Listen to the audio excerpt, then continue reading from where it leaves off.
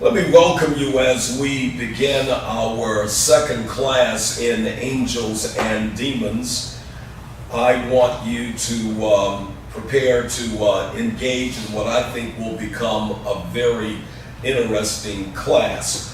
Let's give the Lord a clap offering for our second class in Angels and Demons. All right, I am going to ask that you get the handout that we provided in the first class, and that is the handout from Every Man's Talmud. Now, I want to remind you that that book is an excellent book whenever you're studying Jewish history. All right, Jane, you have a copy of the book, I see. Raise it up for the students to see what it looked like. I did introduce the book the last time, and there is a new edition, I think, that was published in the 90s. What is the publishing date of the one that you have? So I want you to... 1995. 95, there you go. The one I have is older. But what I want you to know, the reason I'm referring to Every Man's Talmud is because it gives us the historical teaching of the Jewish rabbis. In other words, if you want to know about Jewish history, you have to study Jewish literature. And this book, Every Man's Talmud, was introduced to me, I believe, at Fuller Seminary when I was in my master's degree studies. And it is a valuable resource on any topic related to the Old Testament and or Jewish studies.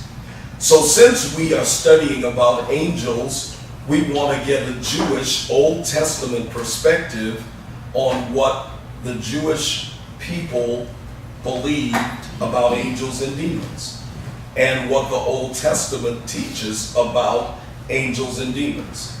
All right? So I want you to take a look at the second page of the handout from Every Man's Talmud.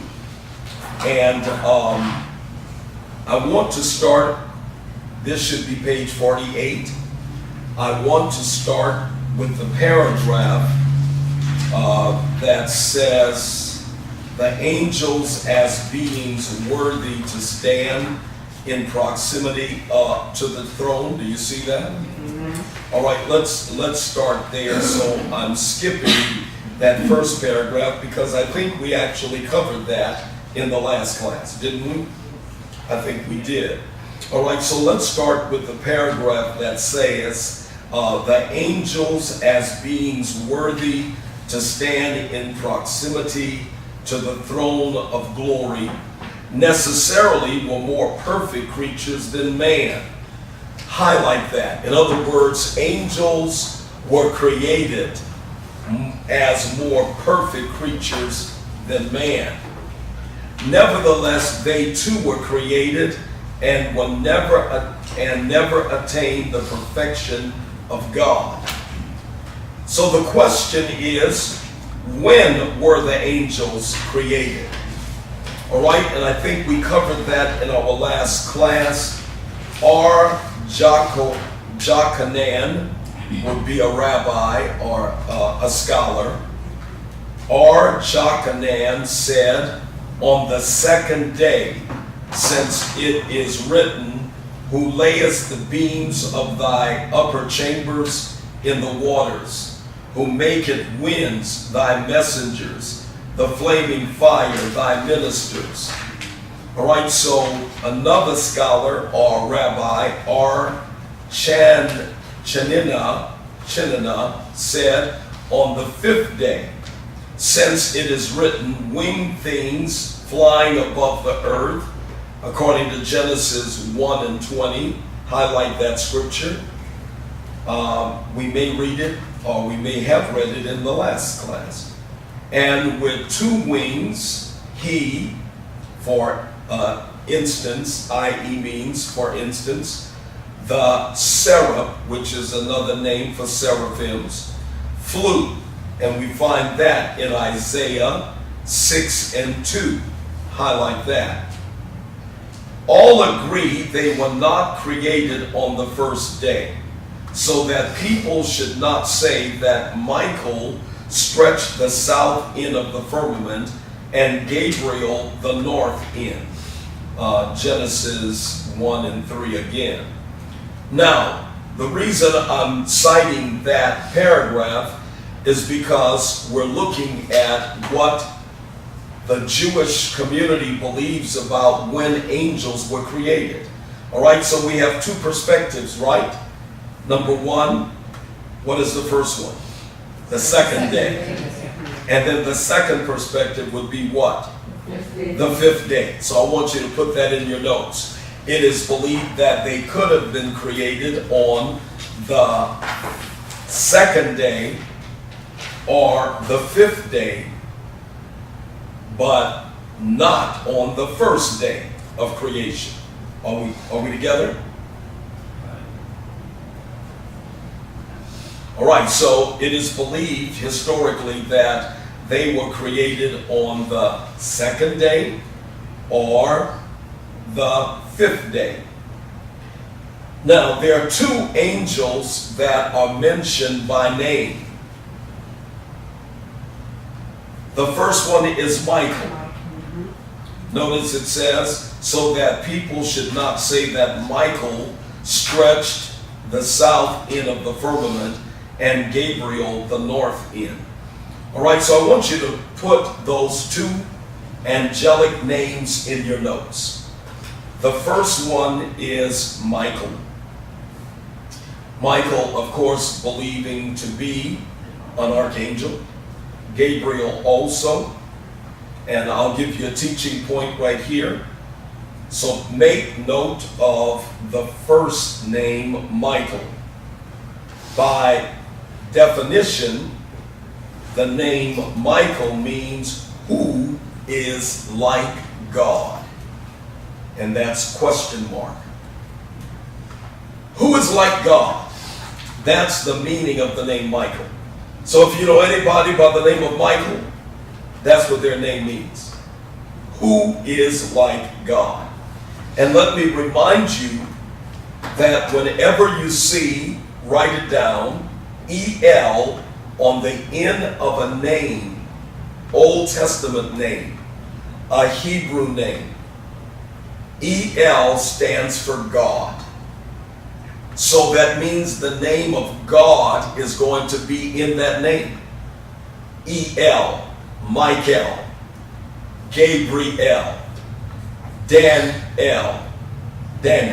All right? So whenever, or Ezekiel, whenever you see E-L on the end of a name that especially is a Hebrew name or Old Testament name, that name is going to have God in it. So in the case of Michael, the name means who is like God. In the case of Gabriel, his name means man of God. Man of God. Make note of it. Man of God. I guess Brian is resting today, huh? Says he's resting today. He didn't get up until about 9:20. Oh my God. Tell him I said hello and I missed him in Bible study Thursday night. I know he's working, but the classes are recorded and he can always get the CD or DVD or the YouTube video. All right, now let me share with you that you've heard me mention, I'm coming back to your question, Ben. You've heard me mention on several occasions that in my ministry I've had the opportunity to name several babies in our ministry. And I can think of 3 or 4 right now, just off my head. Okay? And there is a minister that asked me to name his son, and I gave him the name Gabriel, man of God. And Gabriel is somewhere in Lafayette. Okay, and I haven't seen his dad in a minute. all right? But you know the what's the former state senator or from Opelousas? Cravens. All right, do you remember Brother Jimmy Cravens? You don't remember? This was before your time? Okay, you remember Jimmy Cravens? Think so? Okay, well, Jimmy was preparing for ministry. He and his wife both studied with me here at the prophetic school. And his wife was expecting. They asked me to name the baby. I named him Gabriel. And every now and then when I talk to Jimmy, he reminds me that his son talks about his name. And he tells his son, remember Bishop named you. Okay. All right, so I named him Gabriel. Another member of the church, the sister of who is now the president of the NAACP here in Lafayette. I'm trying to remember the mother's name now. I also named her son. And a few of the members going back some 15 or 20 years. I've had the privilege of naming children, and Gabriel is one of my favorites. Man of God. Okay? All right, so let's continue. Betty, you had a question or comment? Michael and Gabriel are in Revelations. Yes. Yes. And with the winds. Yes. Okay. Holding the four winds.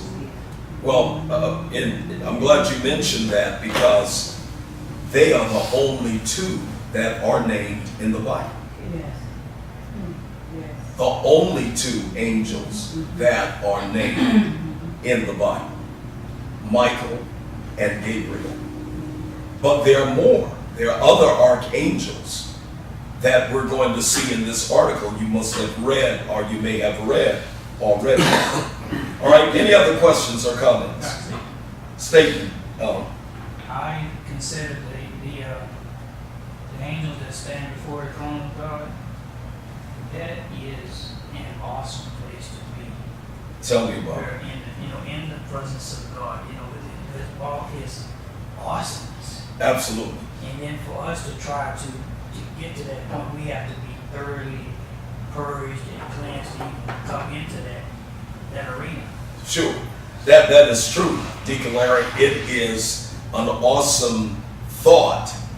I would say that your comments are right.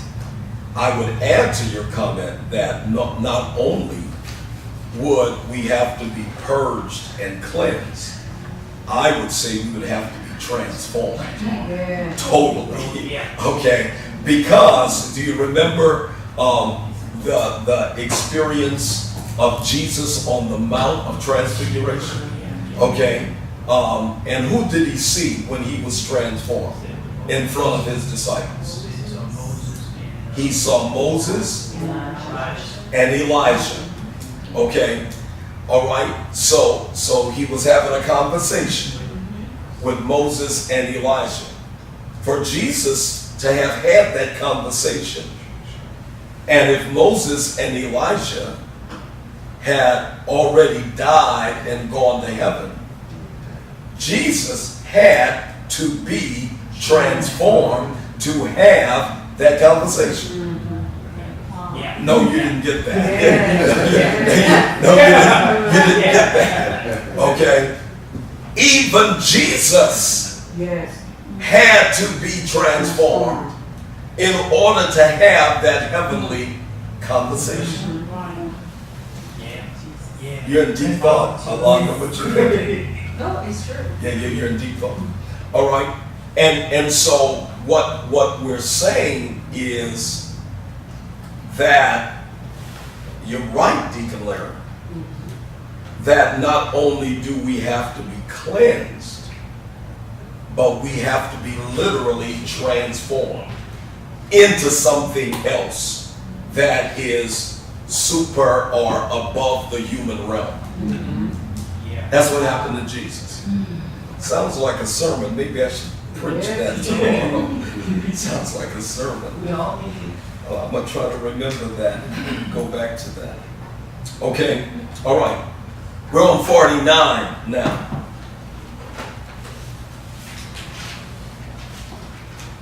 I do want you to highlight at the bottom of page 48 in the footnotes. Look at the footnotes. You see number 1? Yes. Since the separation of the waters occurred on the second day, and the psalmist associates the upper chambers with the angels, no doubt as their habitation. These latter must also have been created on the second day. So this footnote is emphasizing a stronger opinion that the angels were created on the second day, based on Genesis 1 and 6, being that the waters were separated on the second day, and those waters refer to what is called the firmament. All right, and then there's a second footnote, see Daniel 7 and 10. We're not going to look at it now, but just highlight it, because the reference to Daniel 7 and 10 is in the next paragraph, where it says, another opinion about the creation of angels is found in the conversation, and I'm going to get into that now.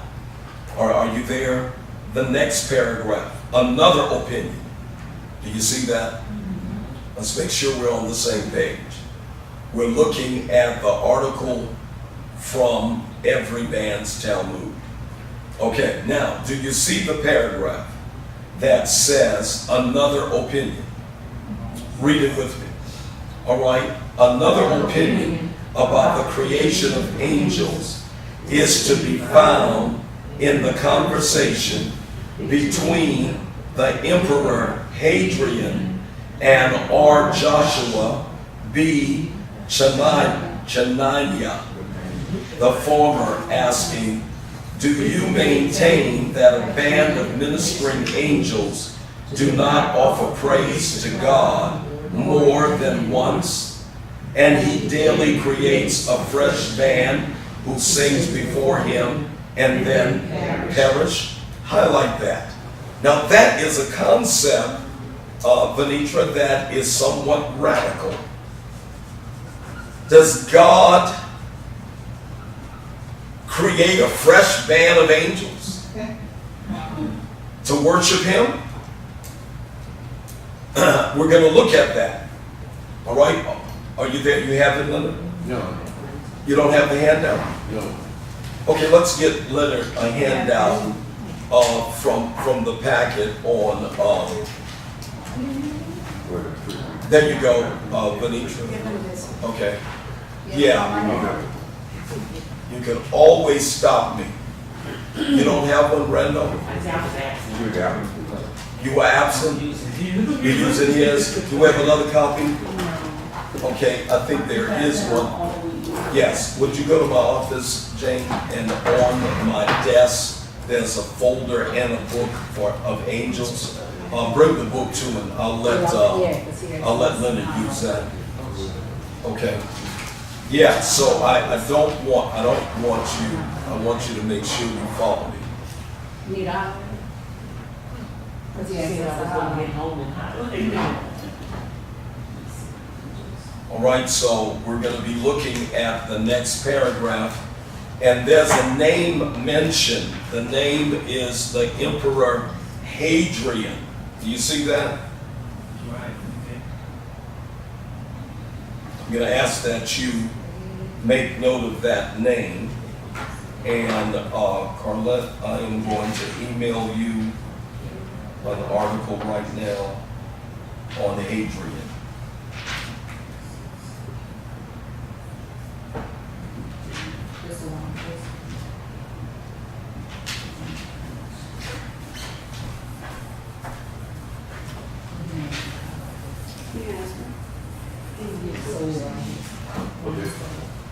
share. Yeah, there's some extra copies in there. You can try to get some copy. You have it?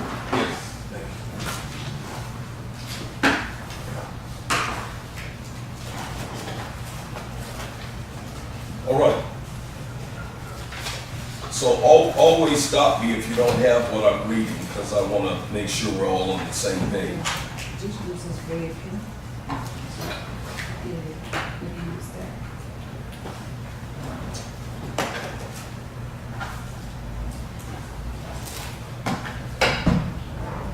All right, so I'm looking at the next paragraph, and I want to raise a couple points here that's really interesting. It says, another opinion about the creation of angels is to be found in the conversation between the Emperor Hadrian and R. Joshua B. Chenaya.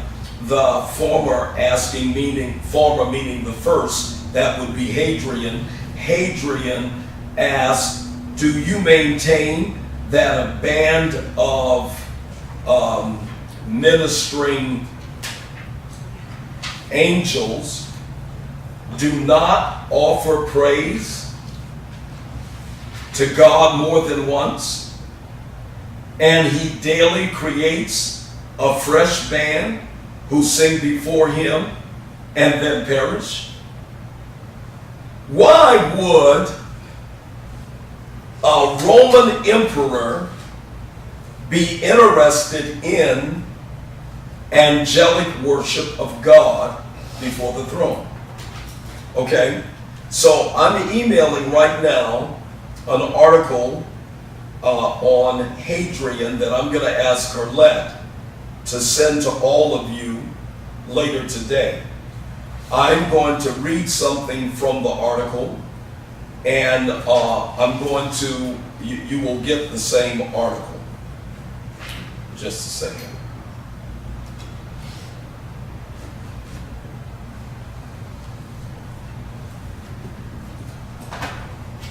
I'll tell you what you should note, okay? And if you have a smartphone right now and want to follow me, you can right now. All you need to do is put the name Hadrian, Hadrian, Hadrian, Hadrian, put that in your phone, and when you click on it, you will get the article that is from the Ancient History Encyclopedia. I'll give you a moment to find it. Hadrian, Google Hadrian, you could / Ancient History Encyclopedia, and you'll be on the same page with me. You will get a copy of that article via email later today or tomorrow or Monday. Monday is a holiday. It's Columbus Day. Are you all working? You working? Yes. Okay. I was talking to the bank today and they're closed Monday. It's Columbus Day, I believe. All right, so were you able to access it on your phone? Yes, sir. If you do, raise your hand. If you haven't, raise your hand. Awesome. Awesome. Okay. You still looking for it then? All right. The name is Hadrian, and you could put a / Ancient History Encyclopedia. Okay. Now, what I do want you to note is Hadrian, if you follow me from that article, you'll see that Hadrian's dates are from 117 to 138 CE. Do you remember? If you do, raise your hand. Do you remember, students, what CE means? If you remember, raise your hand.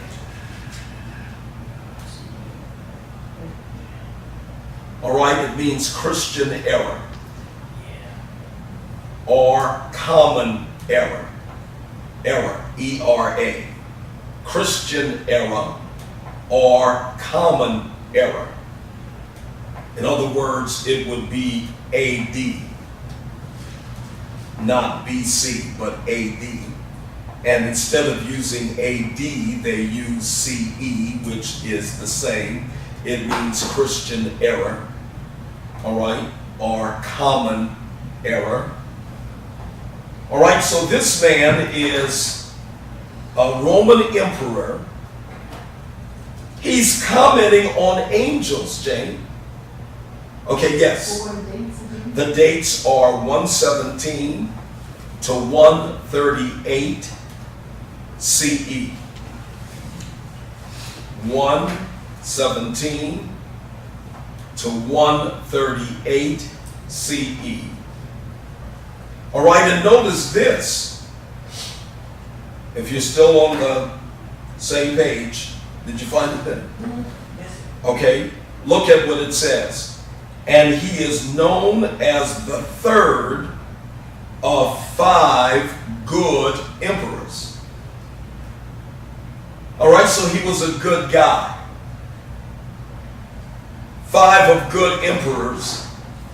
The first being Nerva, the second one being Trajan, the third being Adrian, or Hadrian rather. Thinking of my grandson now, Adrian. All right, which comes from Hadrian. Okay, a Roman emperor. All right, and then the next one is Antonius Pius, and then the 5th one is Marcus Aurelius. All right, so here are 5 good emperors, Carlet, and Hadrian is the 3rd in history, in the historical order of emperors, okay, who ruled justly, it says. That means he ruled justly. Born Publius Aelius Hadrianus, probably in Hispania. Adrian is best known for his substantial building projects throughout the Roman Empire, and especially Hadrian's Wall in northern Britain. All right, so notice his influence spans what we would know as Europe today, northern Britain, okay? You have to remember that Rome was the country or nation that ruled the world at one time, including, students, Israel. That's how Hadrian gets into Jewish history. Rome owned Israel. Rome owned Israel. Okay? And other parts of the world. If you scroll down, you will see Jerusalem in that article. So scroll all the way down until you see Jerusalem.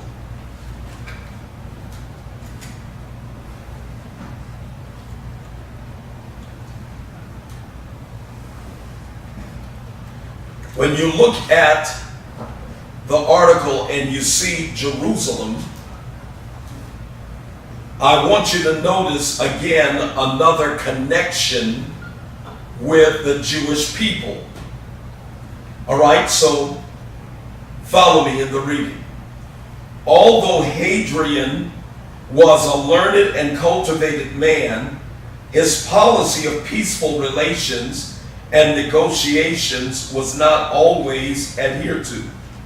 In other words, he wanted peace and he negotiated for it, but people didn't always follow his leadership and his quest for peace. In 130 CE, now you know what that means, Hadrian visited Jerusalem, Deacon Larry, which was still in ruins from the first Roman-Jewish war. This is a famous Jewish war. And notice the dates, 66 to 73 CE. And whenever you study Jewish history, you will see the date 70 AD or CE, and that is when the great Emperor Titus conquered Jerusalem. It's a famous date in Jewish history. Okay, and so notice that he rebuilt the city according to his own designs and renamed it Aelia Capitonia, Jupiter Capitonius, after himself, and the king of the Roman gods. When he built a temple to Jupiter on the ruins of the Temple of Solomon, the so-called Second Temple considered sacred by the Jews. All right, stop right there. The Second Temple, students, Solomon's Temple, would have existed during the time of Christ.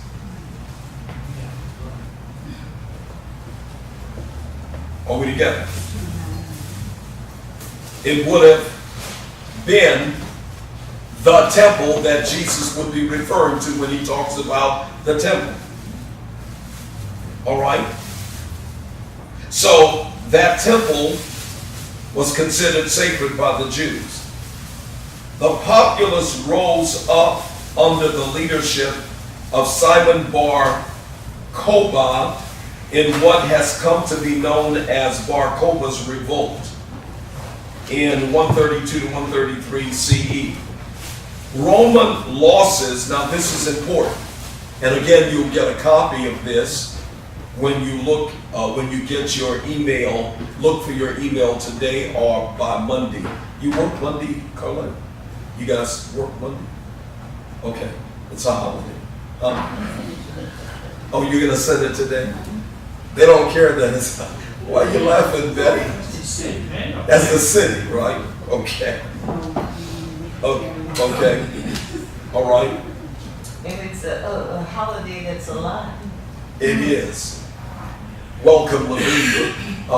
Give Lavinia the book and the article that we're reading from right now. We're reading from Every Man's Talmud. I think you might still have it in your packet from day one, but you can still take that, and we have the book you ordered. Amen. All right. And give her our outline for today as well. Carla. Jane, thank you. All right. What I'm reading from right now, students, is an article you're going to get today via email. But I just want you to listen now. Some of you are following me on your smartphone. I'm reading an article about Hadrian, Roman emperor, that is in our reading today. So the question is, what would a Roman emperor have to do with a conversation about angels in Jewish history? Well, here's what it says. All right, so when he built a temple to Jupiter on the ruins of the Temple of Solomon, the ruins of the Temple of Solomon, the so-called second temple considered sacred by the Jews. And by the way, I'll double check that. Write it down for me, Carlette, so I don't forget. What I want to check is the second temple being Solomon's temple. Is that the temple where the Wailing Wall is today in Israel? Whenever you visit Israel, we're planning a trip next year in August. If you visit Israel with me, one of the sacred sites is the Wailing Wall. The Wailing Wall is called the Wailing Wall because Jews go today and have gone historically to that wall to pray. It is sacred because the only part of the temple that's still standing is behind that wall. And so they consider it so sacred that they pray there. And what I want to verify, because it slips me in terms of the dates, was it Solomon's temple wall or was it a later temple wall that is at the Wailing Wall? I believe I'm right that this is called the Second Temple, considered sacred by the Jews. I think that is Solomon's temple. Okay? All right, so according to the article, it is Solomon's temple, the so-called Second Temple, considered sacred by the Jews. All right, now, drop down to the line where it says Roman losses in this campaign. Are you there? Yes. Roman losses in this campaign, this revolt, okay, in 132 to 136 CE. Roman losses in this campaign were enormous, but Jewish losses were no less significant. By the time the rebellion was put down, 580,000 Jews had been killed and over 1,000 towns and villages destroyed. Hadrian then banished the remaining Jews from the region and renamed it Syria Palestinia after the traditional enemies of the Jewish people, the Philistines. He ordered a public burning of the Torah. That's interesting. Executed the Jewish scholars and prohibited the practice and observance of Judaism. All right, so now you can see a picture of Hadrian, and usually Hadrian, Venitra, is pictured in military armor because he was close and had a real passion for the military, all right, and for military campaigns. In an article I read, it is believed that whenever his military groups or military leaders would go to bed at night and rest at night, he would sleep with them. He was that close to his soldiers, all right? All right, so he had a real passion for the military, and he would actually spend time resting with them whenever they were not in combat. He would be actually there resting with them. All right, so now, you'll get this article and you can read the rest. I did not cover the entire article, but what is the connection, students, with Hadrian? Look at your article now, page 48 from Every Man's Talmud. What is Hadrian having a conversation about angels about? Obviously, there was some connection with Jerusalem. We know that from the article, right? What did it say? All right? We understand that he visited Jerusalem. And later, remember, he built a temple to Jupiter, which would have been an abomination, which was a Roman god, okay?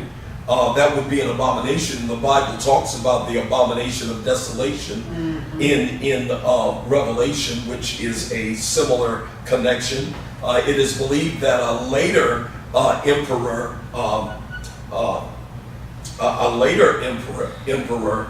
Alanda, actually offered a pig,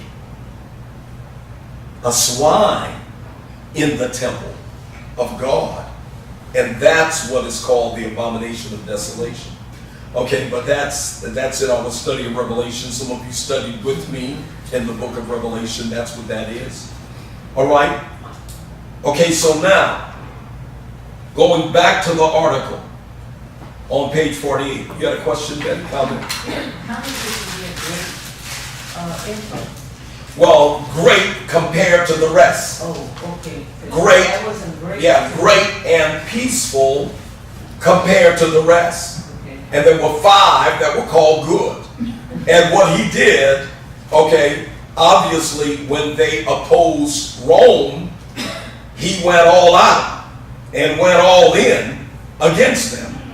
And would have done that against any nation that would come up against Rome. All right? So when the Jews revolted, he put them down. All right? But a lot of Romans were killed as well. But 580,000 Jews. All right? So when we say he was a good guy, he was good compared to the rest. Wow. Okay. Questions? Comments? All right, let's continue. I love history, so bear with me, okay? I think you can tell.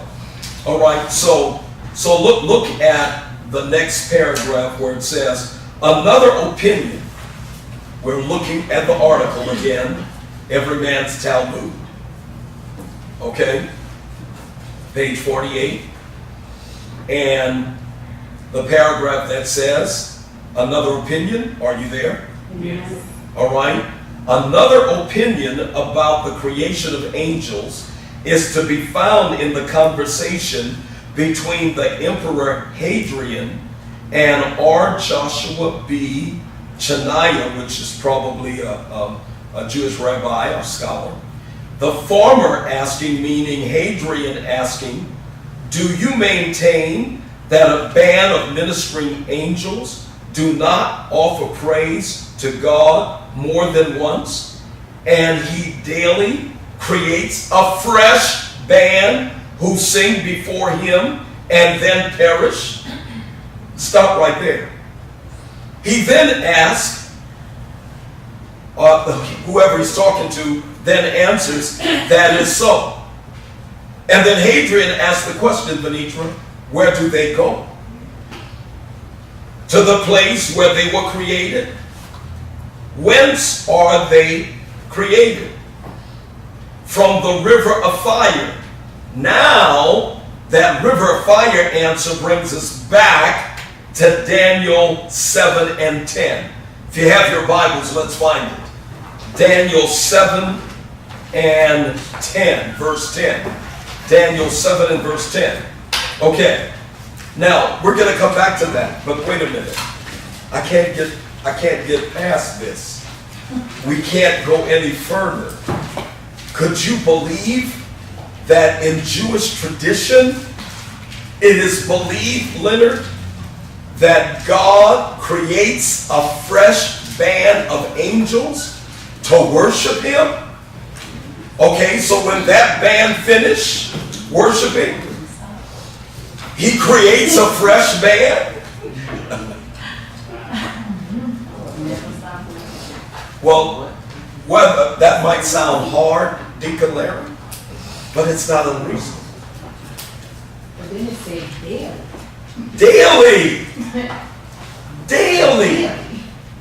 That's good, Venitra, that's right. Daily. So let's just suppose that that's what the Jewish people believe. Let's just suppose that. Okay? It's in their history. It's in the Torah. I mean, it's in the Talmud. They're connecting it to Daniel 7 and verse 10, right? Okay? So we're going to read it. So, Larry, they think that there's some truth to that. Okay? But wait a minute. Since we've never been to heaven yet, who's to say what goes on in heaven? And if God wants a fresh band of angels to worship him day after day, who are we to say, what's wrong with that? Yes, okay. And so the reality is Could that have been possible? Well, God could do anything. Yes. Anything is possible with God. But to imagine a fresh band of angels created just to worship Him daily speaks of the awesomeness of God that you were just articulating, Larry. And the fact that God is so awesome, He deserves awesome worship and praise. Yes. To the point that if He wants a fresh band of angels to worship Him, all I would say is amen. Yeah. Wow. Maybe their worship is just so intense, much more than our worship. They need a raise. No, they can't go anymore, that's it, and they have to continue. In other words, maybe they worship to the extent of what we would consider being extinguished. Right. They worship themselves out Yeah. Well, if. to death. Or they came from the fire, so they might just go burn it in Yeah. fire. It's another way of looking at it. So they go. So they have to go back to fire. Their worship is so So now you get reversed. birth. What happens to them? Okay, I can get with the French. Yeah. Every day, but then Okay, what happens? but Hadrian, the emperor, is asking that same question, Carlette. What happened to them? Where did they go? Yeah. Okay. Grants death in heaven. Oh, well, just stay tuned, Carlette. Just stay tuned. Okay. Okay, just stay tuned. Okay.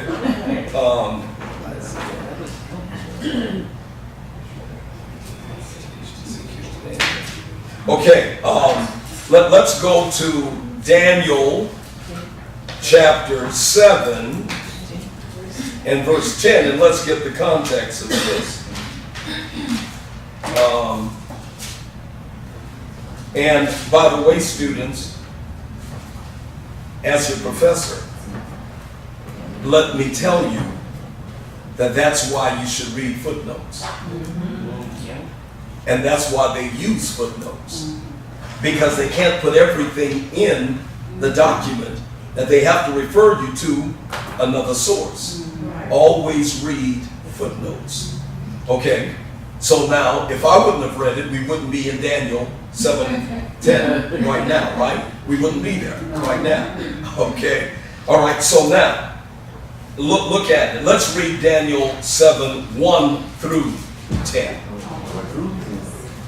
Okay, are you there? Yes, ma'am. All right. Okay, now, follow along with me. It says, in the first year of Belshazzar, king of Babylon, Daniel had a dream and visions of his head while on his bed. Then he wrote down the dream, telling the main facts. Daniel spoke, saying, I saw in my vision by night, and behold, the four winds of heaven was stirring up the great sea. And four great beasts came up from the sea, each different from the other. The first was like a lion and had eagle's wings. I watched till its wings were plucked off, and it was lifted up from the earth and made to stand on 2 feet like a man, and a man's heart was given to it. And suddenly another beast, a second, like a bear. It was raised up on one side and had 3 ribs in its mouth between its teeth. And they said thus to it, arise, devour much flesh. After this I looked, and there was another, like a leopard, which had on its back 4 wings of a bird. The beast also had 4 heads, and dominion was given to it. After this I saw in the night visions, and behold, a 4th beast, dreadful and terrible, exceedingly strong. It had huge iron teeth, and it was devouring, breaking in pieces, and trampling the residue with its feet. It was different from all the beasts that were before it, and it had 10 horns. I was rather considering the horns, and there was another horn, a little one, coming up among them, before whom 3 of the first horns were plucked out by the roots. And there in this horn were eyes like the eyes of a man, and a mouth speaking pompous words. I watched till thrones were put in place, and the Ancient of Days, that's God, was seated. His garment was white as snow, and his hair, and the hair of his head was like pure wool. His throne was a fiery flame, its wheels a burning fire. A fiery stream issued and came forth from before him. 1,000 thousands ministered to him. 10,000 times 10,000 stood before him. The court was seated and the books were opened. That's the throne of God. All right, now highlight verse 10. Look how powerful this is. All right, so let me share with you that from a study of the book of Revelation, and Daniel being a companion book to the book of Revelation, the largest number used in Revelation is 10,000. So whenever he wanted to say more than 10,000, he would say thousands upon thousands upon tens of thousands. All right? So one of the symbolic numbers in the book of Revelation is 10,000. But that's the largest number the writer uses. So what he is actually saying is that there were more than I could even number if I gave you the largest number of 10,000. They were tens of thousands of 10,000s. All right, look at it. Again, read it with me. Verse 10. A fiery stream issued and came forth from him. From before him. 1,000 thousands ministered to him.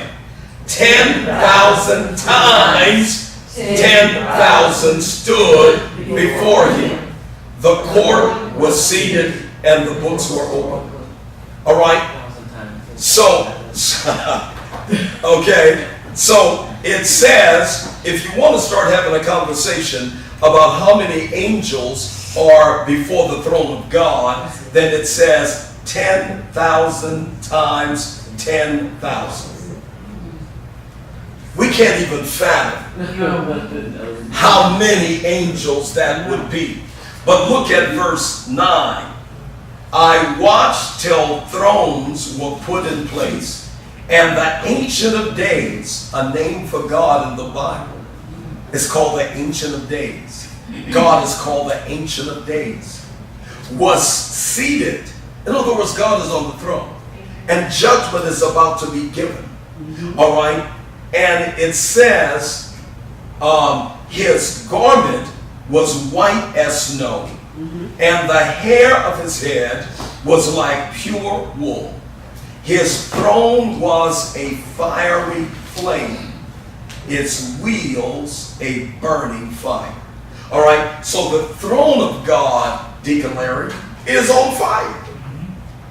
Okay, the throne is on fire. That represents his glory.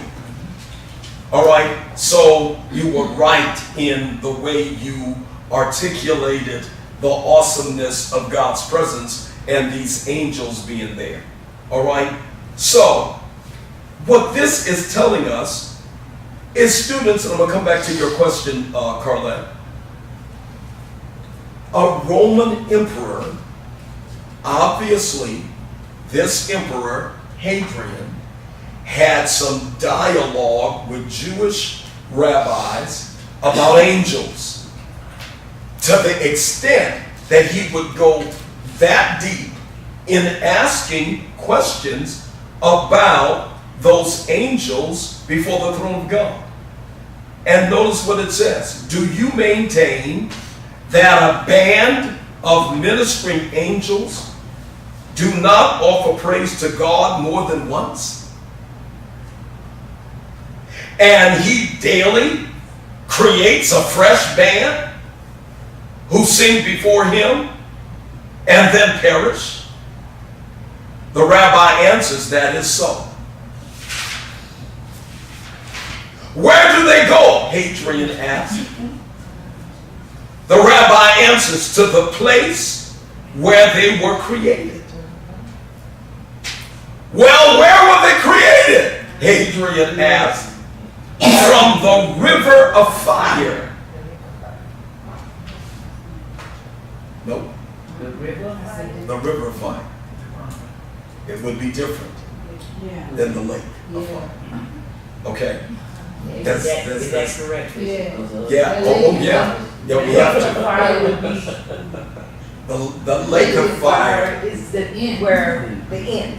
Yes, but the lake of fire represents the place where hell is going to be okay. sent Yes. into the lake of fire.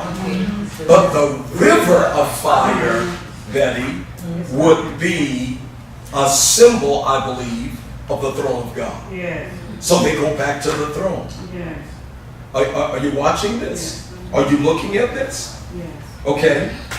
It is like the Jordan, which does not cease its flow day or night. Some of you that will come with me will be baptized in the River Jordan. I can show you pictures of people in this church that are baptized in the Jordan River.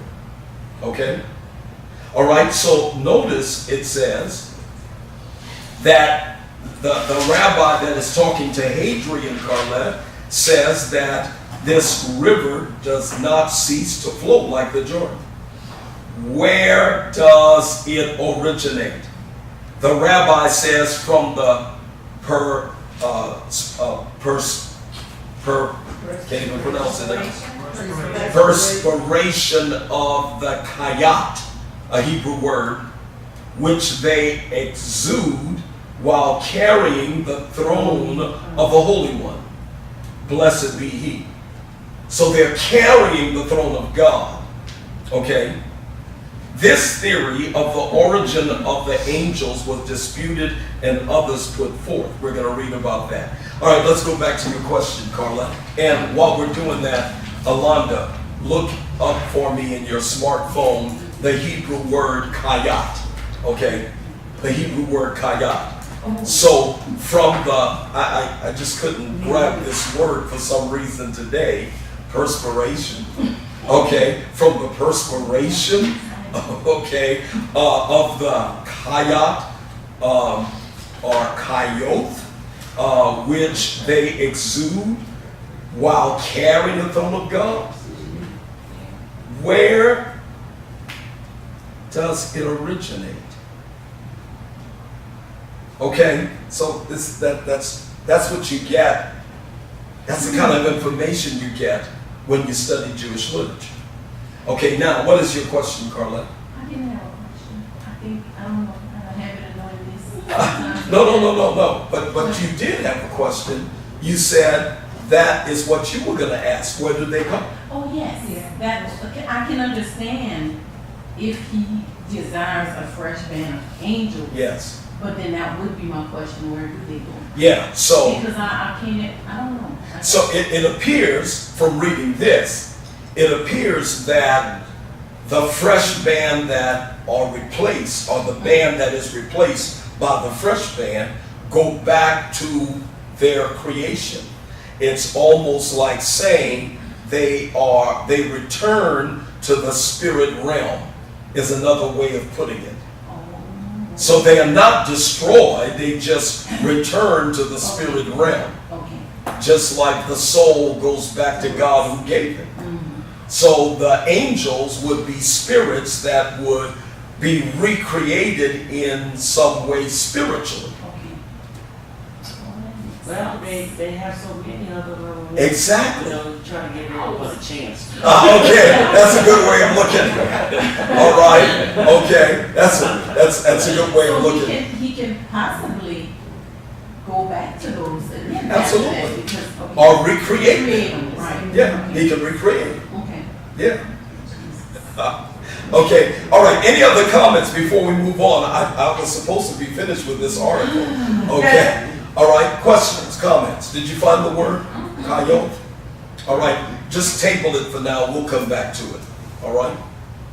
Okay, now, let's move on to page 49. All right, so the bottom of page 48 says, this theory of the origin of the angels was disputed and others put forward. From every utterance that issues from the mouth of the Holy One, blessed be He, an angel is created. Highlight that. Now it's giving us another opinion. Benitra.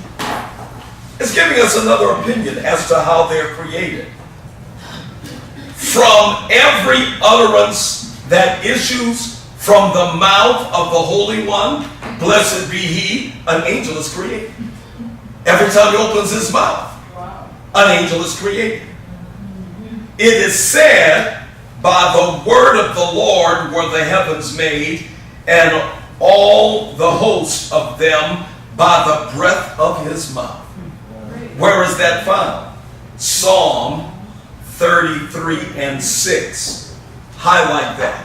So in other words, we're still talking about the creation of angels. So it says every time he opens his mouth, angels are created. Okay, that's another opinion. According to another view, angels were constituted of the same elements as heaven itself. An angel, highlight this, consists half of water and half of fire and possesses 5 wings. Highlight that. All right. So now it talks about them being created what? Half fire, half water. Okay. The general belief was that angels were immortal and do not propagate their species. Highlight that. What does that mean? They are immortal. Okay. So when he removes a band, Carlette, they don't actually die. Okay? That's eternal. They're eternal. Okay? All right? So notice it says the general belief was that the angels were immortal and did not propagate their species, meaning they did not have children. On occasion, however, God may destroy numbers of them when they withstand his will. Highlight that. Oh yeah, he can do that too. He can destroy. They require no physical nourishment. They don't eat. They are not troubled by the Yetzer Hara, meaning the evil impulse, which means that they are not subject to normal human passions. Highlight that. Okay?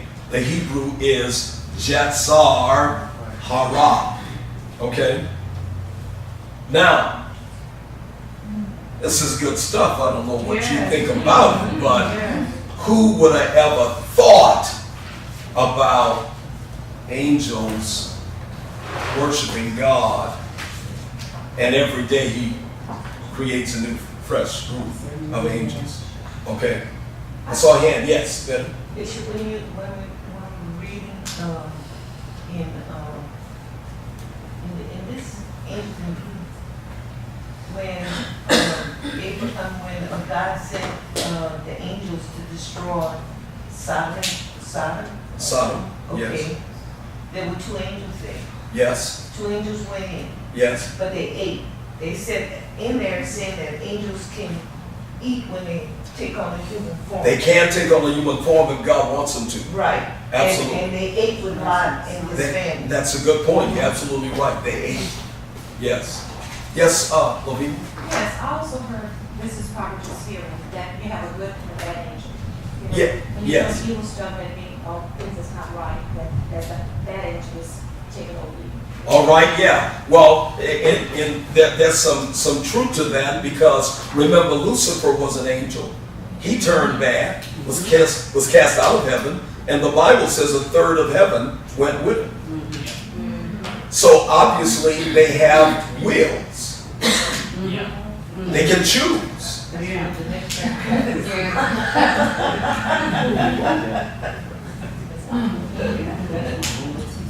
Okay, so let's continue. All right. And so they do not reproduce, and they don't have human passion.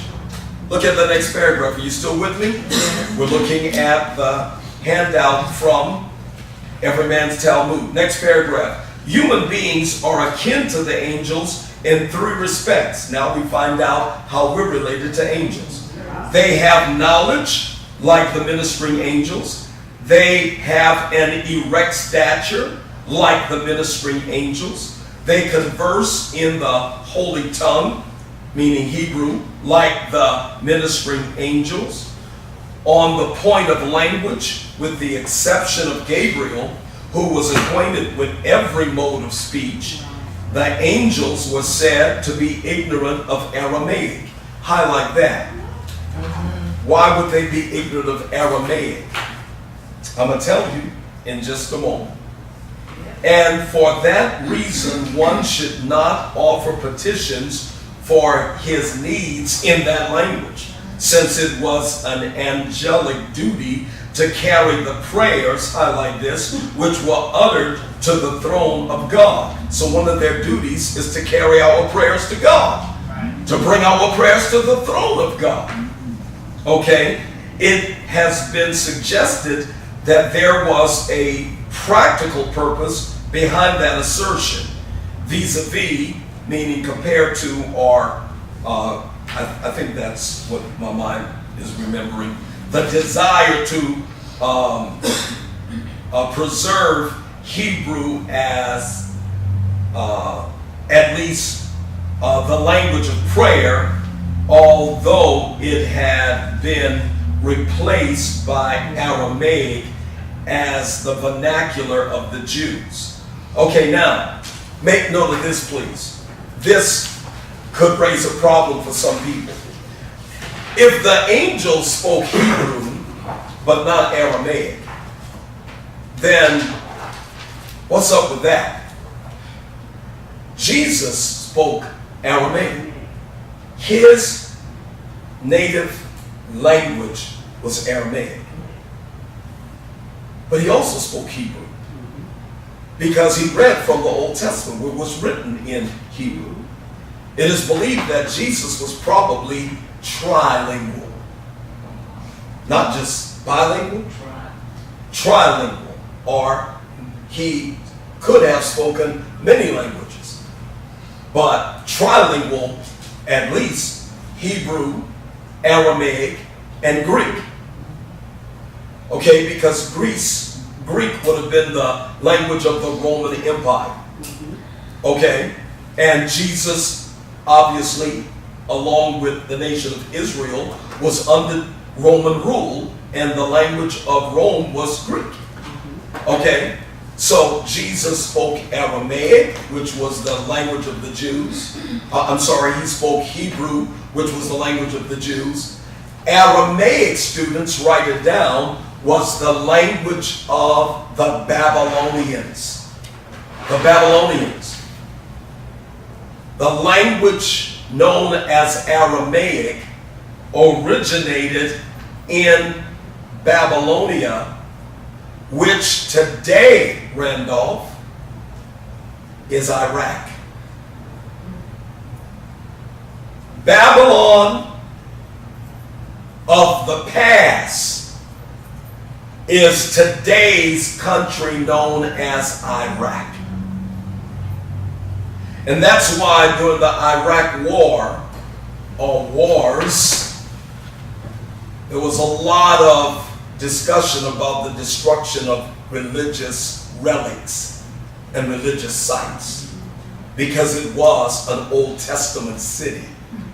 And the Jews were carried into Babylon for 70 years and then brought back to Israel. Daniel was one of those that grew up in Babylon. All right? So maybe the angels did not speak in Aramaic because it was from a foreign country, not the holy country of Israel. The country of Israel would have been Hebrew. The foreign country would be Babylon. All right? So it says clearly that they did not speak Aramaic. But yet Jesus spoke Aramaic. Are you with me? This language came from Babylon. And notice it says at the end of that paragraph that Aramaic was the vernacular of what? The Jews. Okay? All right, questions before I move on? Bishop, Yes. what, okay, if, in Babylon they spoke Aramaic, I can't say Aramaic. Mm-hmm. Then now, what is the language? Still Hebrew. It's Hebrew. Yes. Yeah, it's still Hebrew. Hebrew would be the dominant language. Okay. Yes. Because Babylon is no longer. Babylon, that's. No. They came back home from Babylon. So they brought with them the Aramaic language. Okay? But they are now, when we go to Israel. No, I'm talking about Iraq. Oh, Iraq? Yeah. Oh, I'm sorry. I misunderstood your question. Okay, what I'm saying is Iraq now is Yes. Babylon. Yes. And when Babylon was there, the language was Aramaic. Yes, and I would assume, I would have to check. They're still there. I would assume that they still speak Aramaic and maybe some other, dialect. Okay. Just like in Africa, there are many dialects. Okay, so I thought you were asking about Israel because in Israel, because the Jews went to Babylon, was there for 70 years, came back to Israel, and they brought with them the Aramaic language. All right, parts of the Bible is actually written in Aramaic. Daniel is one of them, because remember, he was there. He was in Babylon. Okay, all right, are you with me? All right, so basically, the language of Israel is still, the dominant language is still Hebrew, just like in the United States. The dominant language is English, but the second language is probably now Spanish. Okay, all right. Yeah, used to be French. Questions? So Yes. today the Israel language is what? Hebrew. All right, but I would not doubt, Lavinia, that there's still some that would use the Aramaic language. Now, what I do want you to get is that those languages are related. Write it down. The term is Semitic, S-E-M-E-T-I-C, Semitic, and the Semitic, S-E-M-E-T-I-C. Google it for me, please, Carlette. Semitic languages are languages that are related to a certain region of the world, including Israel. All right? Semitic languages. Well, guess what? Aramaic is a Semitic language. Okay? S-E-M-E-T-I-C. Semitic. Did I spell it right, Carla? S-E-M-I-T-I-C. All right? Correct that. S-E-M-I-T-I-C. Semitic. All right? So whenever we talk about Semitic languages, Google the phrase Semitic languages. What does it say? It's just relating to or denoting a family of languages. All right, a family of languages. Go ahead. That includes Hebrew, Arabic, and Aramaic, and certain ancient languages, such as Phoenician and Akkadian, constituting the main subgroup of the Afro-Asiatic family. Excellent, all right? So it's a family of languages that would include Hebrew. Arabic is the language of Muslims. Arabic. The Quran is written in Arabic, which is a Semitic language. All right? Aramaic would be another one. And then Phoenician would be another one. And there's several dialects or other languages related. Are you with me? All right. Questions? All right, so let's continue. As will be pointed out, angels are delegated special duties, and one of them is appointed to function in connection with prayer. Highlight that. It is said, after all the places of worship have completed their services, watch this, the angel who was appointed over prayer gathers up all the devotions which have been offered in all the places of worship, forms them into a crown, and sets them upon the head of the Holy One. Blessed be He. That's found in Exodus 21:4. Put that in your notes. Exodus 21:4. Can you imagine the thought of it? Lavinia, can you imagine the thought of it? That in Jewish tradition it is believed that one of the duties of the angels is to gather all of our prayers and gather them from everywhere and then form them into a crown and give them to God. That's a crown. That is, the thought of it is phenomenal. I want a fan too, right? I'm fanning Lavinia. Maybe you're warm. Put on the AC, Larry. All right, but for real, that makes you want to stop and think. Are you with me? Go ahead, Larry. Continue. I was in the book Divine Revelation of Heaven by Mary K. Baxter. Of hell. Divine revelation of hell. Yeah, and hell. And heaven, okay. And she had described where she had seen there were angels that would be in the services while the pastor was preaching. Yes. And they would go, the angels are all in the service, and they're taking the prayers from the people to bring to heaven. Absolutely. And picking them up. That's where it comes from. Yeah. It comes from Jewish tradition. Okay? That they believe that the angels gather our prayers from all over the world, shape them in the form of a crown, and place it on the head of God. Place it on God. Just the thought of that is phenomenal. That's why you can't forget. Okay. Amen. All right. And so it says, look at this. After all the places of worship have completed their services, the angel who is appointed over, I wonder what angel is over Lafayette. There's got to be one. Yeah. I wonder what's his name. So we call him Lafayette? I don't know. I don't know what we call him.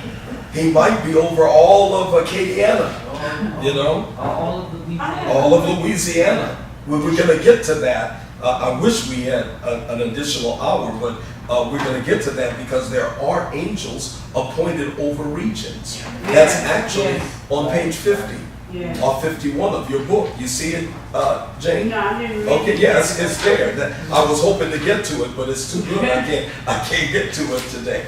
All right.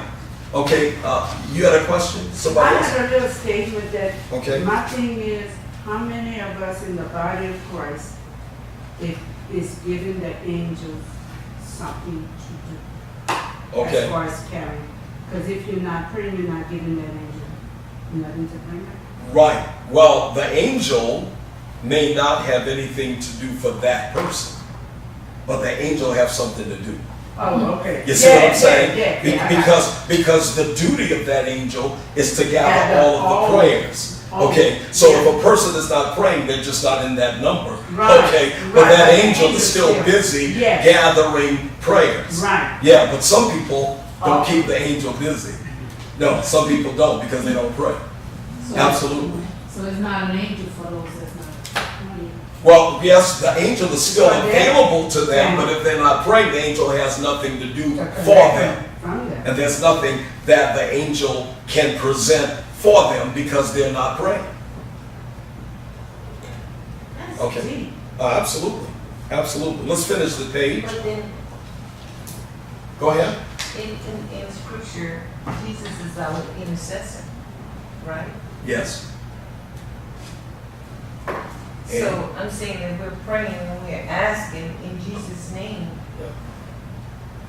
And Jesus brings it to the Father. Okay, you're trying to connect the connection of Jesus as our intercessor Right. and the duty of angels. Yeah. Okay, I think that What's the difference in a sense? well, the difference is that, number one, Jesus doesn't have the same function as angels. Okay, because the book of Hebrews says that he's better than the angels. Okay. All right, so whenever we think of Jesus as an intercessor, think of him as a high priest, not an angel. Because the high priest actually went before God for the people. It's a good question, Betty. But the reality is Jesus don't function the same way as angels. While in this case, the angels gather the prayers. Jesus, as our high priest, represents us before God. You see, in that sense. All right, so he's our high priest. If we use that model of the high priest in the Old Testament, the high priest would offer the sacrifices for the people. Right. Okay? Like the head of the. Yes, but now the priest doesn't have to do that because all of what has been done in Christ represents the work of the high priest. So Jesus is our high priest if we are believers. All right. Any other questions? Let's finish the paragraph. All right. So we understand that responsibility. Now it says, after all the places of worship have completed their services, the angel who is appointed over prayer gathers up all the devotions which had been offered in all the places of worship, forms them into crowns, and sets them upon the head of the Holy One, blessed be he. Since this is a homily on the verse, O thou that hearest prayer, unto thee shall all flesh come. Whereas that is in Psalm what? What's the Roman numerals? Huh? Okay. L is what? Okay, I shouldn't give you the answer because I gave you answers last week. I gave you. Yes, it would be L is 50. 65. Yes, okay. L is 50. X is 10, and He is fine. V is 5. Okay, so is that 65 and 2? Then let's test if you're right. Go to Psalm 65 and 2. And let's see if you're right.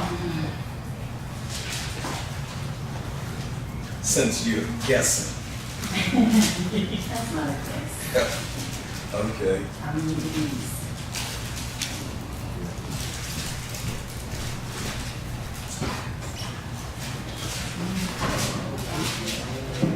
Is it? Yes, Is that the right verse? Yes. Give yourselves a hand. You read in Roman numerals today. Okay. Okay. You didn't learn those Roman numerals when you were in the 5th grade, 2nd grade. I learned them, but when I moved on, I left them behind. Okay. I was gonna need that. Uh-huh. Surprise, surprise, surprise. Okay? All right, so it does tell us in Psalm 65 and 2 that, O thou that hearest prayer, unto thee shall all flesh come.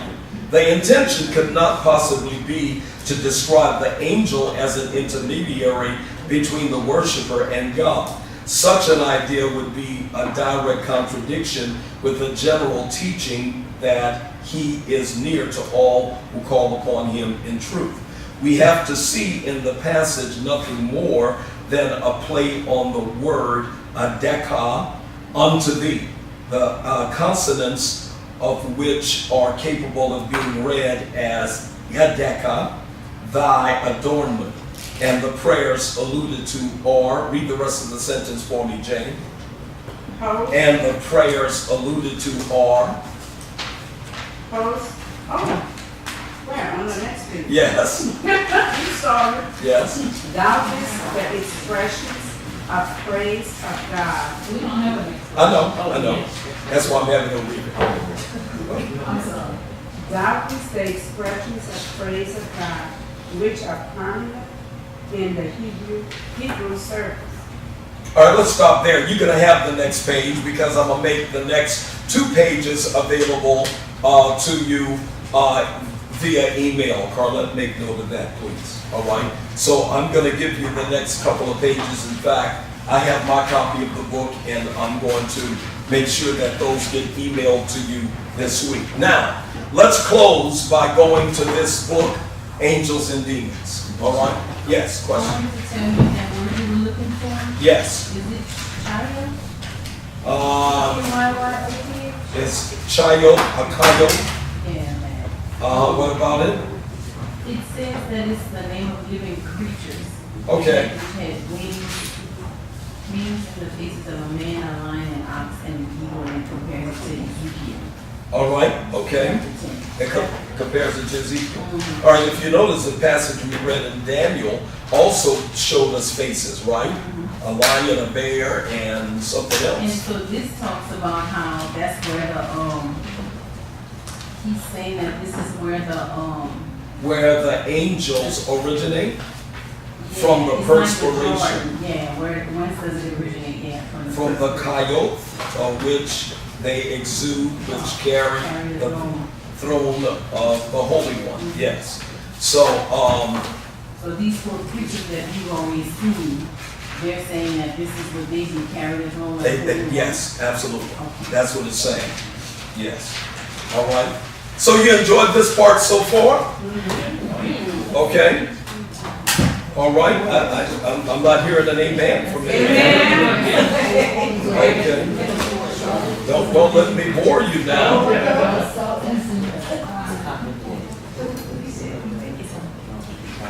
Okay, now, look at your handout, the outline for today. We're on page 13 of the textbook. And now we're getting into a continuation of angels and demons in the, in the Pentateuch, right? So what is the Pentateuch? First 5 books of the Bible. The Old Testament, yes. All right, so we're on page 13. Everybody with me? Amen. All right, so look at the top of page 13 from the book.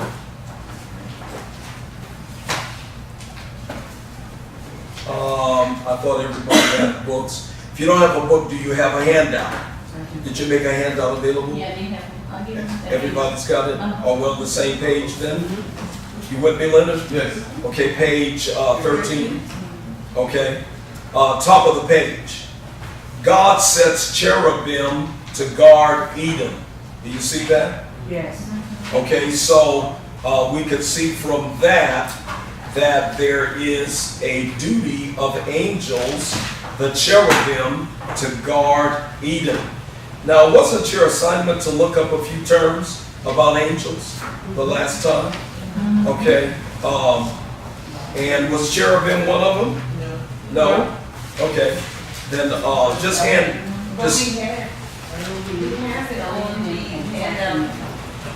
The alignment of Hebrews, I think. The first one, On angels, the 8th? the eighth. Yeah, yeah, okay, yes. We'll eventually get to that too. All right, what we're reading from now,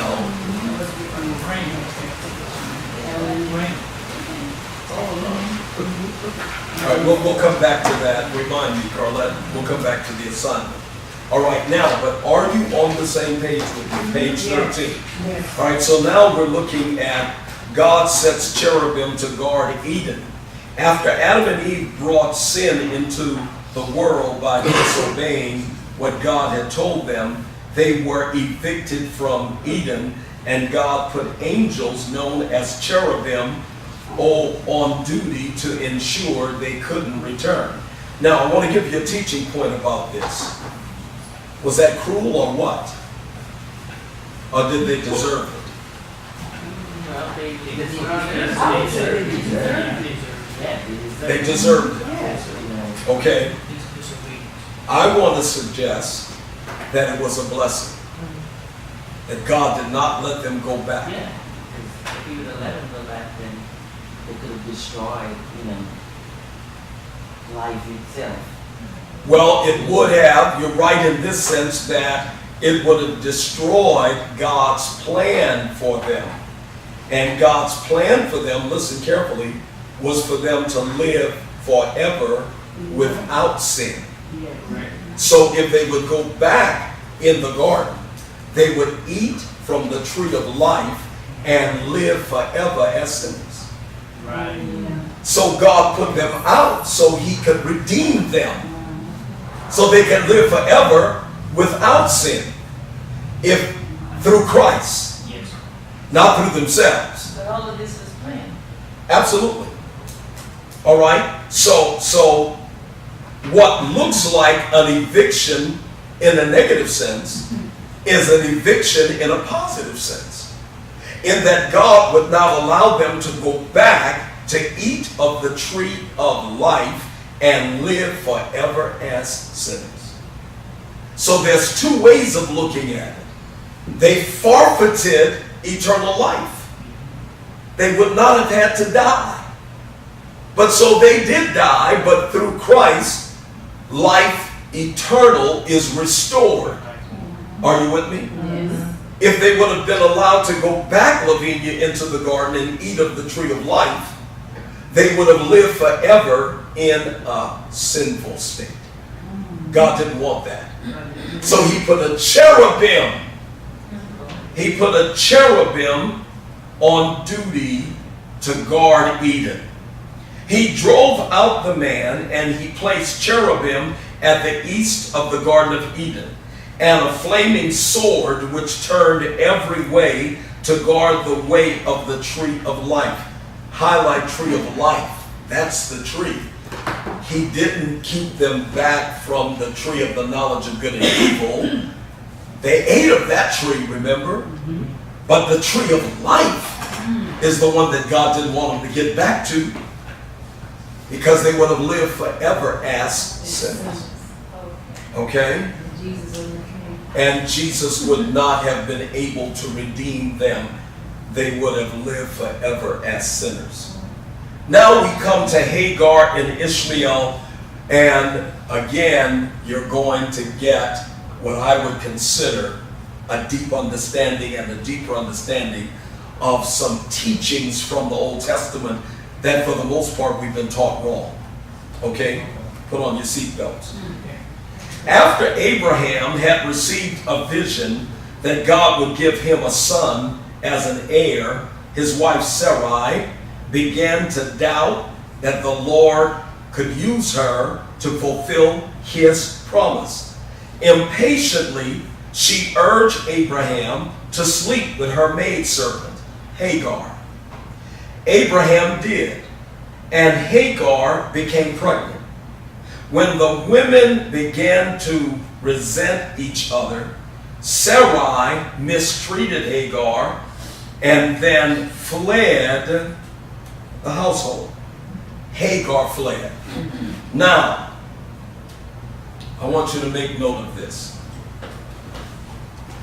In the Jewish tradition, in the Jewish tradition,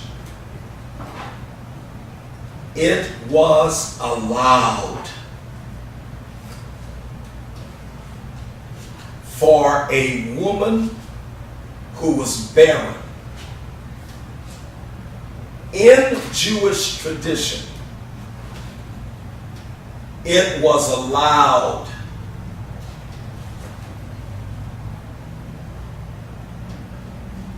for women who were barren. What's the technical word for barren today? If a woman can't have children, she is Sarah it sterile? might be infertile. Infertile? Okay, because what would sterile apply to? I think men.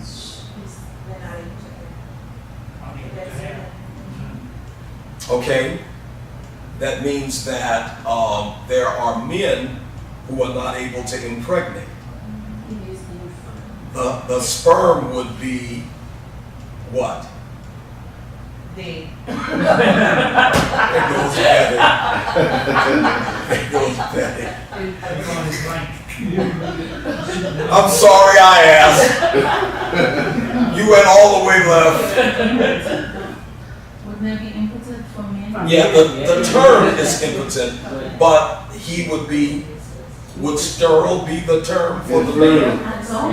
yes. I don't. Okay. Refer for the female. Yeah, so did you look up infertility? They do have infertile, Infertile meaning but they also have sterile. for the That's a woman? synonym for barren. Yes. Oh, really? Yes. For the woman. Yes. Sterile, barren, or childless, unable to produce. All right, so it would be sterile for both genders. Yes. Okay, Okay.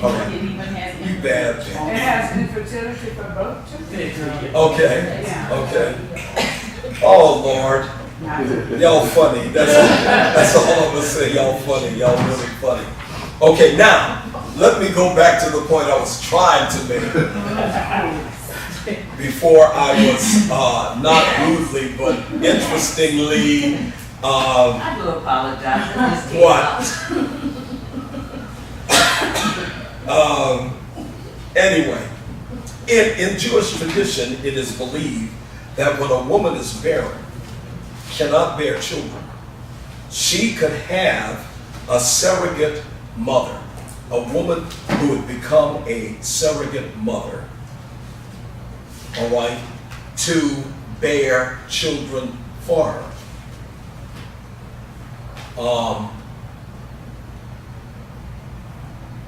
Therefore, because it was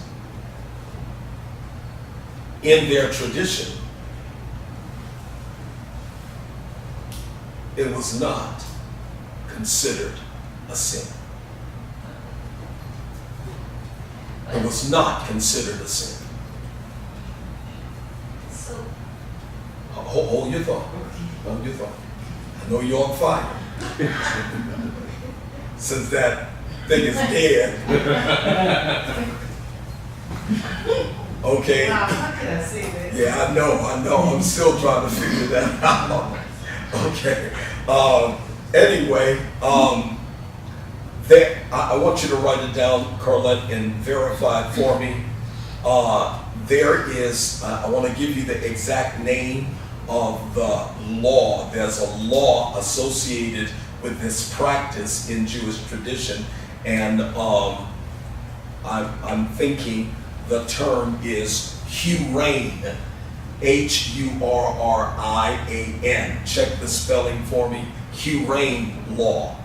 All right, and we're going to verify it quickly right now. That law, Alonda, was a practice that was related to why Sarah did what she did and why Abraham said okay. I kind of wondered about Yeah, it was not a sin. that. Her suggestion was not sinful. It was cultural. It was cultural.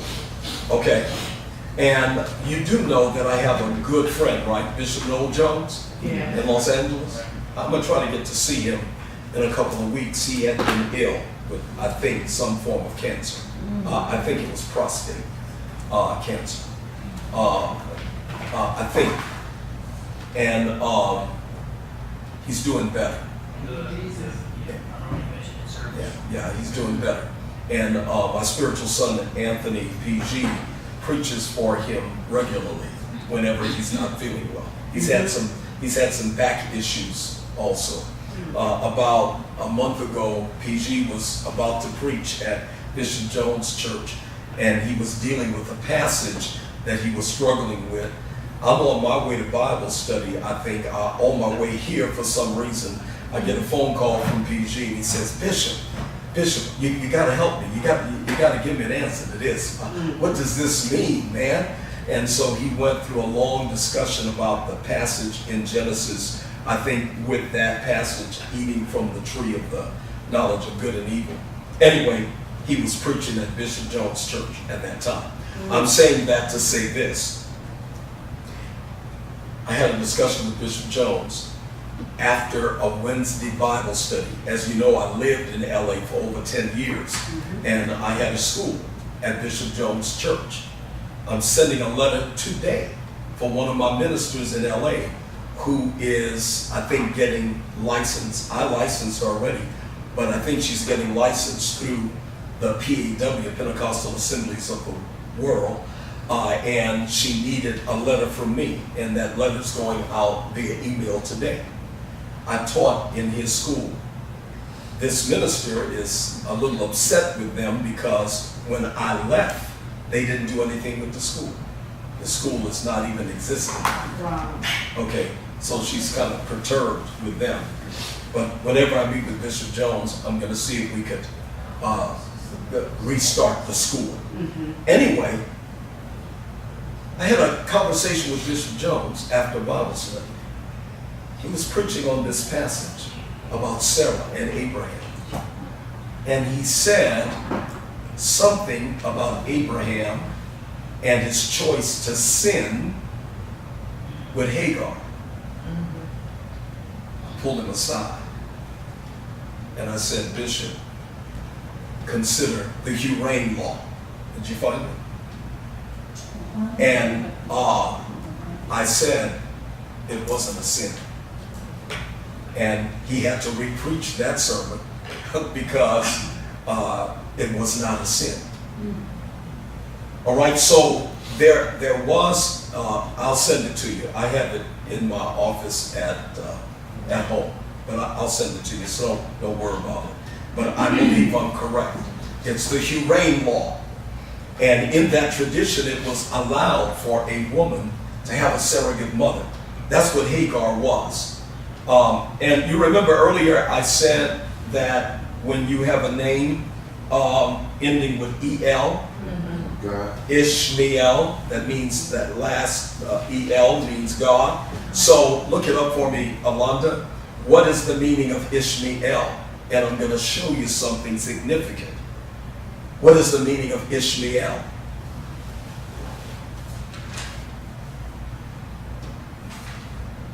So I want you to get the meaning of his name, Ishmael. While you're looking it up, look up the meaning of Hagar as well. And let me suggest, students, whenever you're doing a study in the Bible, look up these names because they are significant. And so Ishmael first. Ishmael, the name Ishmael is a Hebrew baby name. In Hebrew, the meaning of the name Ishmael is God listens. God listens. All right, so now, if Ishmael, watch this, Leonard, is the child of Abraham because Sarah suggested Hagar as the surrogate mother, what some people would call a bastard child, right? God didn't. God calls his name, God gave him the name, God listens. So he heard what he heard. Absolutely. Not only that, but God listens to her pain too. Hagar left the house because Sarah told her to get out. Now that's pretty weird, isn't it? You want me to bear your child and then you put me out. Y'all quiet. I can imagine why. Y'all quiet now. That was my husband, I thought. Y'all. I But wanted it. yeah, but you suggested it. Why don't you do it again? You know, oh my God. Okay. All right. Yes, Betty? The comment I wanted to make was, and it's a kind of question too. Okay, right now Hagar is the mother of the Ishmael. Yes. Okay, and she was a slave. Yes. So in those times, the slave had to do what the master said do. Mhm. So Hagar had no choice. She Okay. didn't have a choice. The choice wasn't put before her to be his concubine or whatever. Mhm. Mhm. Okay, but it came back in with slavery in the United States. The slaves had no choice when it came time to a slave owner because they were owned by the slave owner. I see where you're going. Yes. Yeah, and many, whenever you, That wasn't free will is what I'm saying. that's true. You know any African Americans whose last name is Jefferson? You know we had a president by the name of Yes. Thomas Jefferson? Guess what that represents? The plantation owner. Not only that, but it represents the fact that African slaves, Yes. females, Right. bore children for their masters. Right. Well, it's like a wife. Yes. I mean, she had all these kids. Jefferson that I'm talking about. Yep. He had a black wife, really. He just wasn't married to her. Yep. He couldn't. Yeah. I mean, and we could mention a few other names, including Yes. General Mouton right here in yeah. Lafayette. Yes. Okay. You went to school with some black Moutons? Yep. I I did. related to the Moutons. Okay. All right. So guess what? Yeah. That's his children. Mm-hmm. Great grandchildren. I went to school with some Moutons. Yeah, but They look like me. But they didn't give us the money. That's another story. That's another story. Okay. All right. So the point I'm making though, Betty, beyond the slave master situation, is that there was a Jewish tradition called the Urain law, and that law allowed Jewish people to, and that the Urain law wasn't just about surrogate mothers. It had other, other issues included. So the only point I'm trying to make now is that it was not a sin for Abraham to have this child. What does his name mean? God listens. Why would God give him a child whose name means God listens if it was a sinful act? All right, that's another thing. And then beyond that, Ishmael represented a nation. God said, I will make Abraham the father of many nations. If he would be a father of many nations, he needed more than Sarah. Not Abraham. God needed more than Sarah. So Hagar bore Ishmael, and Ishmael represents the Arab nations. The Arab nations, of which the Muslims and Palestinians and other Muslims trace their ancestry back to Ishmael and Abraham. Are we together? All right. Still didn't find it, Caroline? Okay, it might be because it's in the Hebrew tradition. All right, I'll find it. We're still on page 13. Are you with me? Yes. All right, Betty didn't mess y'all up. It does bring us to mind. Oh, You got Hagar's name? All it right. means flight, a stranger, one who fears. Flight, a stranger, or one who fears. Okay? And of course, Hagar did take flight. Okay, now we're back on page 13. Follow me from the textbook. We'll come back to it, Carlette. The angel of the Lord found Hagar beside a spring of water in the desert. Stop right there. The angel of the Lord.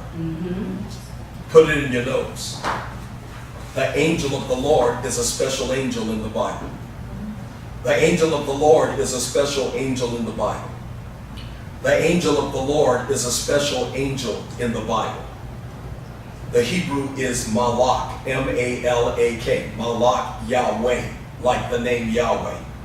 Malak Yahweh, the angel of Yahweh, the angel of the Lord. The angel of the Lord is a special angel in the Bible. The angel of the Lord is a special angel in the Bible. Malak, M-A-L-A-K, is Hebrew for angel. Yahweh, angel of Yahweh, a special angel that God used for special tasks, is the angel of the Lord. So it says the angel of the Lord found Hagar beside a spring of water in the desert. This angel of the Lord, students, write it down, behaves like God himself. He represents God to the extent that he actually is believed to be God. But it's a special angel assigned by God to do special things. All right? The angel of the Lord found Hagar beside a spring of water in the desert by the road to shore. The angel said, Hagar, Sarah's slave girl, where have you come from? Where are you going? Hagar answered, I am running away from my mistress, Sarai. The angel of the Lord said to her, go home to your mistress and obey her. The angel of the Lord said, I will give you so many descendants, they cannot be counted.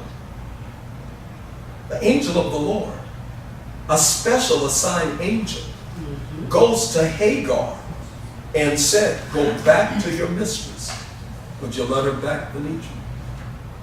Would you let her back home? Would you let her back in?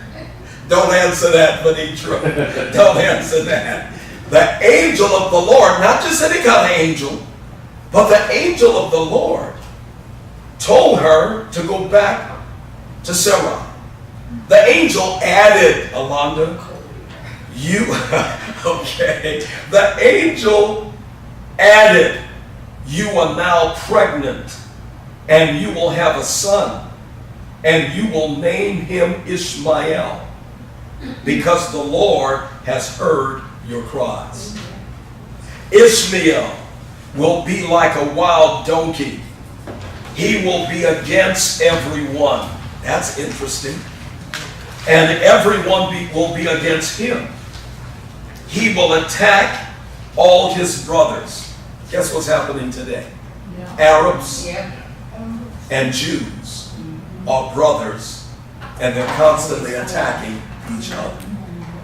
It's a fulfillment of promise.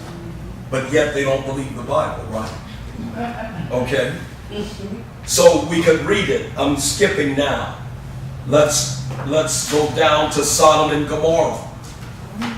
All right, in Genesis 18, Abraham pleads with God not to destroy Sodom for the sake of righteous people within its boundaries. The Lord agrees to spare the city if 10 can be found.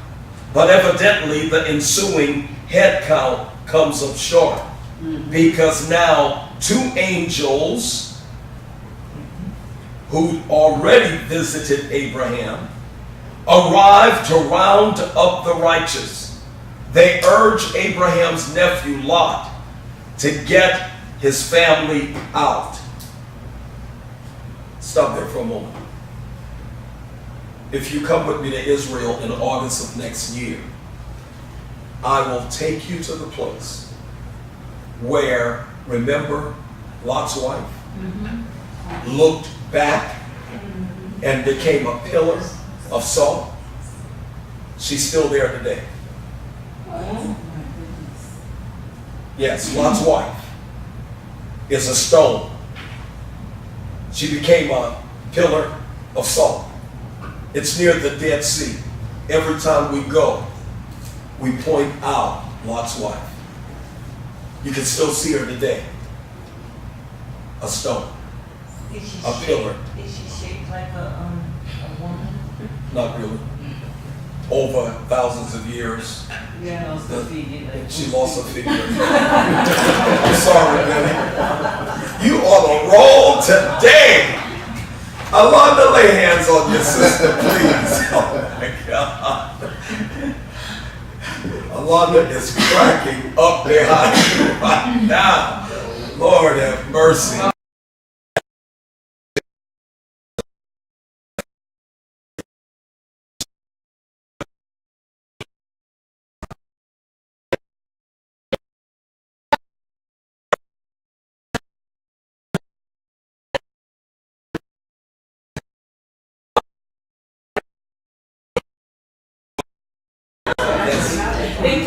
Listen, there's a lot of women that are 70 and 80 that still stop traffic.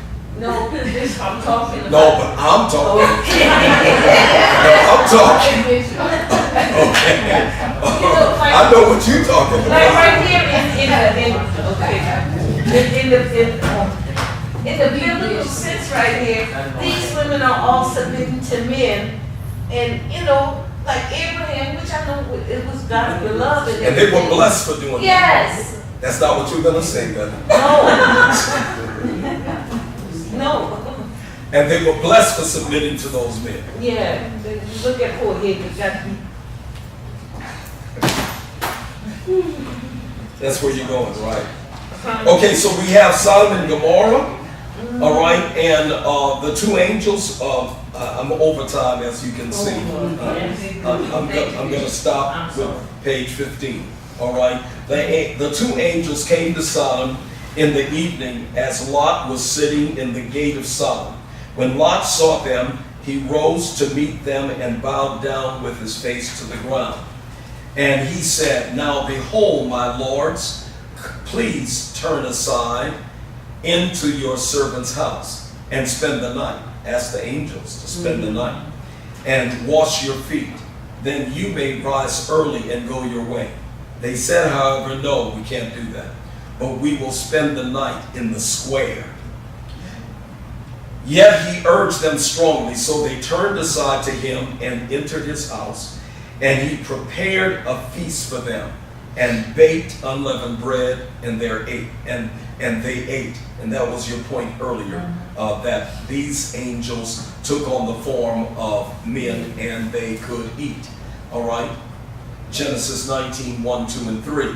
Lot persuaded the men, actually angels, to follow his suggestion. Angels inhabiting physical bodies may fuel them with food.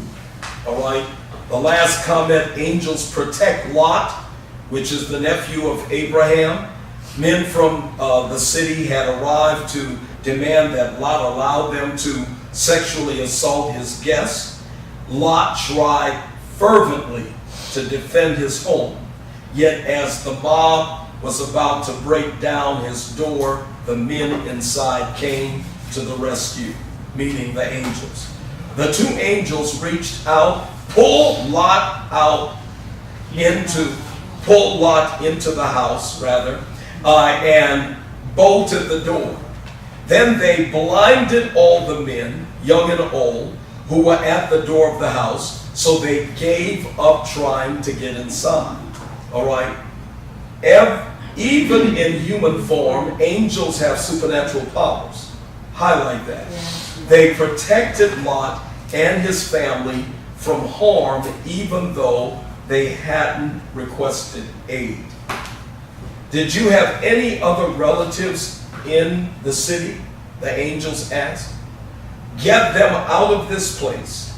Your sons-in-law, sons, daughters, or anyone else. For we are about to destroy this city completely. The outcry against this place is so great. It has reached the Lord, and he has sent us to destroy it. Okay, we're going to stop with that. I want you to notice I did give you an assignment, the bottom of your outline, and you can do your assignment at any time. It doesn't have to be for the next class, but you can do your assignment at any time. Look at the bottom of the outline, and it says, read chapter 2 of everything the Bible says about, should have been about angels and demons. Write your own questions for class discussion. I want you to finish reading chapter 1, get into chapter 2, start reading chapter 2, and then I want you to bring questions for me. Are you with me?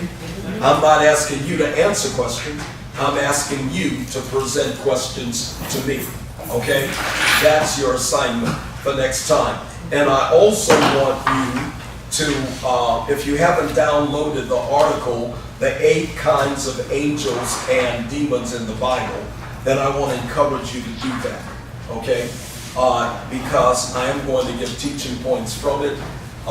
And maybe I could send you a few teaching points via email between now and our next class. All right? Questions, comments about anything we covered? Doesn't seem like you've been sitting being taught for 2 hours, does it? Never do. Isn't that amazing? All right. Okay. So, questions, comments? Those angels about to get busy. Yes, thank you. All right, Carlette, I asked Carlette to remind me about the assignment.